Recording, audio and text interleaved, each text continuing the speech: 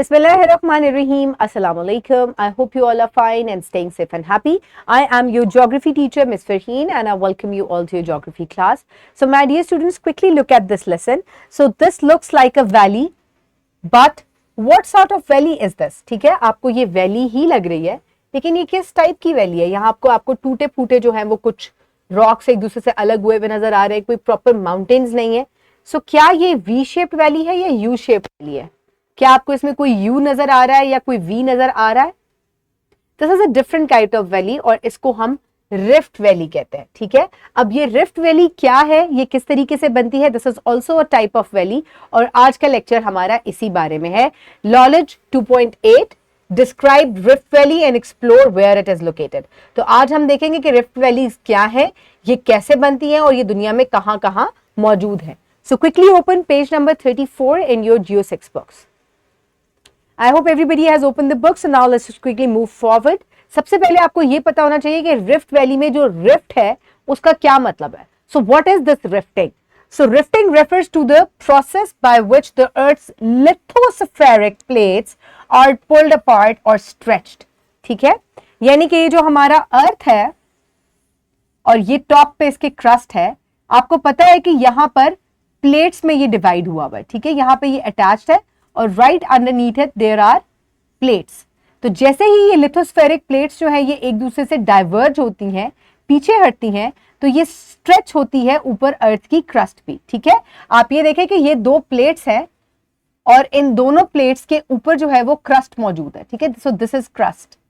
अब जैसे ही ये प्लेट्स मूव करेंगी, एक दूसरे से दूर होंगी, तो क्या होगा, ऊपर मौजूद जो क्रस्ट है ये भी स्ट्रेच होगी और इसकी स्ट्रेचिंग की वजह से ये थिन होना शुरू हो जाएगी और ये जो स्ट्रेचिंग है इसी को हम रिफ्टिंग कहते हैं. क्या कहते हैं?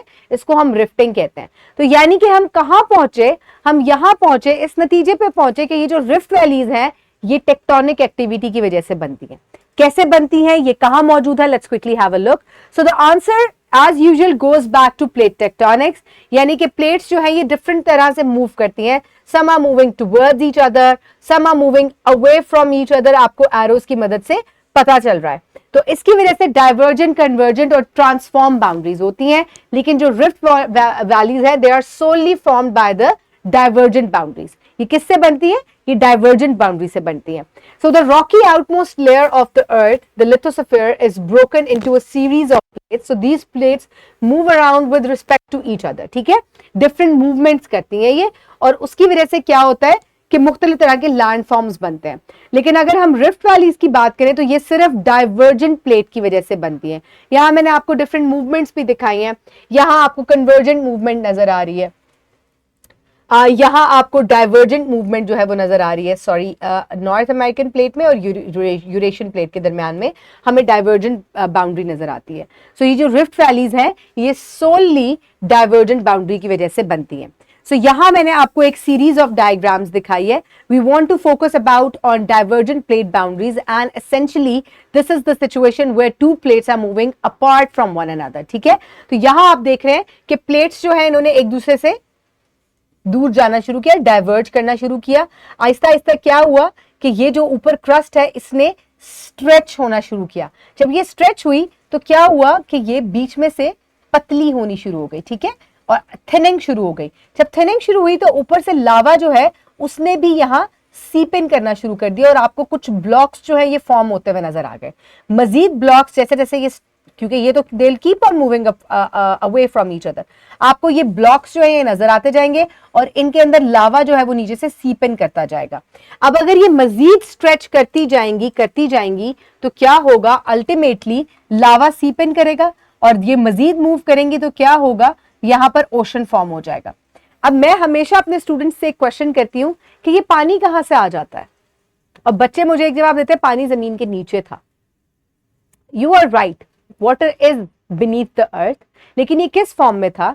बेसिकली ये जो रॉक्स नीचे मौजूद है या ये जो नीचे वाला एरिया है यहाँ पर एक्सटेंसिव अमाउंट में वाटर मौजूद है, लेकिन गैस फॉर्म में मौजूद है क्योंकि नीचे बहुत ज्यादा हीट है. तो जैसे ही ये ऊपर आता है तो क्या होता है लावा सीप करता है, उसके साथ वाटर वेपर्स ऊपर आते हैं, तो क्या होता है, they condense and they change into water, और वक्त के साथ साथ आफ्टर सम 20 मिलियन ईयर्स आपको यंग ओशन की फॉर्मेशन जो है वो नजर आती है, ठीक है। And they keep on stretching, you keep on seeing different types of ocean is going to be formed over there. So I want to walk you through a sequence of image here that shows the breakup of continental lithosphere and the production of new oceanic lithosphere in the gap between the separating continents. So मैंने आपको इसको पूरी तरह से explain किया कि किस तरीके से इस गैप के दरमियान में जो है वो न्यू ओशंस भी बनते हैं और कॉन्टिनेंटल ब्रेकअप होता है और ब्लॉक्स बनते हैं. तो इस वजह से this is a rifting valley, ठीक है. यहां पर रिफ्टिंग स्टार्ट हुई है और यहां पर वैली बन गई है, and if it will keep on diverging, rifting होती रहेगी, तो क्या होगा, यहां पर यंग ओशन की फॉर्मेशन हो जाएगी. So rift valley is a kind of lowland that forms when tectonic plates move apart. This happens because of the process called rifting. Rift valleys differ from river valleys and glacial valleys as they are made by the earth's movement, not by erosion.